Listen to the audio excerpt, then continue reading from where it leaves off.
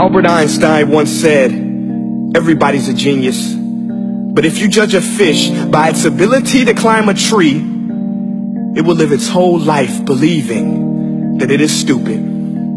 Ladies and gentlemen of the jury, today on trial we have modern day schooling. Glad you could come. Not only does he make fish climb trees, but also makes them climb down and do a 10-mile run. Tell me, school, are you proud of the things you've done?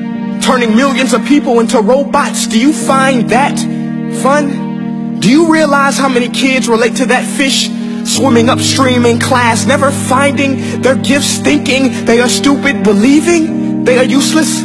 Well, the time has come, no more excuses. I call school to the stand and accuse him of killing creativity, individuality, and being intellectually abusive. He's an ancient institution that has outlived his usage. So, Your Honor, this concludes my opening statement, and if I may present the evidence of my case, I will prove it. Proceed. Exhibit A. Here's a modern day phone. Recognize it? Here's a phone from 150 years ago. Big difference, right? Stay with me. Here's a car from today, and here's a car from 150 years ago. Big difference, right? Well, get this. Here's a classroom of today, and here's a class we used 150 years ago. Now ain't that a shame? In literally more than a century, nothing has changed. Yet you claim to prepare students for the future? But with evidence like that, I must ask, do you prepare students for the future or the past?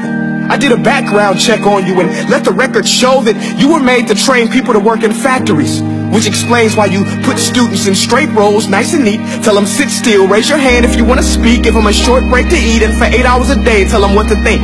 Oh, and make them compete to get an A letter which determines product quality, hence grade A of meat. I get it. Back then, times were different. We all have a past. I myself am no Gandhi. But today, we don't need to make robot zombies. The world has progressed. And now we need people who think creatively, innovatively, critically, independently, with the ability to connect. See, every scientist will tell you that no two brains are the same. And every parent with 2 or more children will confirm that claim.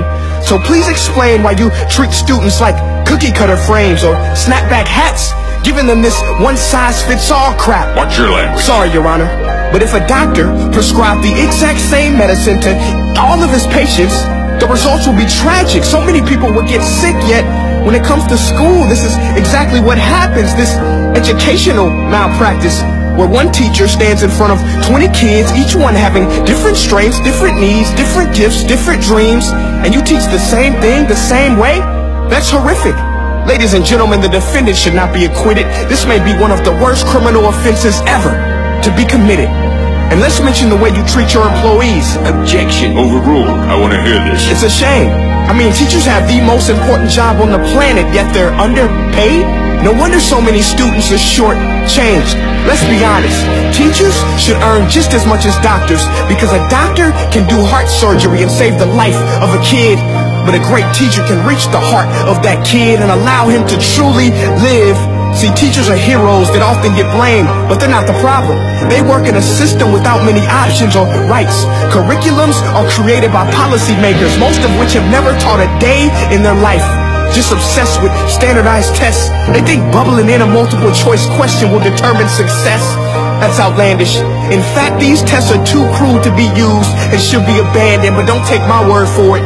Take Frederick J. Kelly, the man who invented standardized testing, who said, and I quote, "These tests are too cruel to be used and should be abandoned." Ladies and gentlemen of the jury, if we continue down this road, the results will be lethal.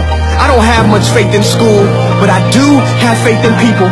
And if we can customize healthcare, cars, and Facebook pages, then it is our duty to do the same for education, to upgrade and change and do away with school spirit, because that's useless. Unless we're working to bring the spirit out of each and every student, that should be our task.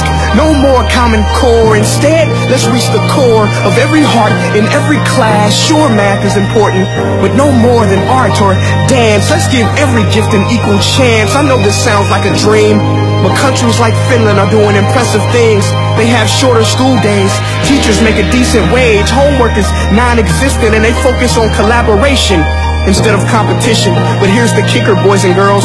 Their educational system outperforms every other country in the world. Other places like Singapore are succeeding rapidly. Schools like Montessori, programs like Khan Academy. There is no single solution, but let's get moving. Because while students may be 20% of our population, they are 100% of our future. So let's attend to their dreams, and there's no telling what we can achieve. This is a world in which I believe, a world where fish are no longer forced to climb trees. I'll rest my case.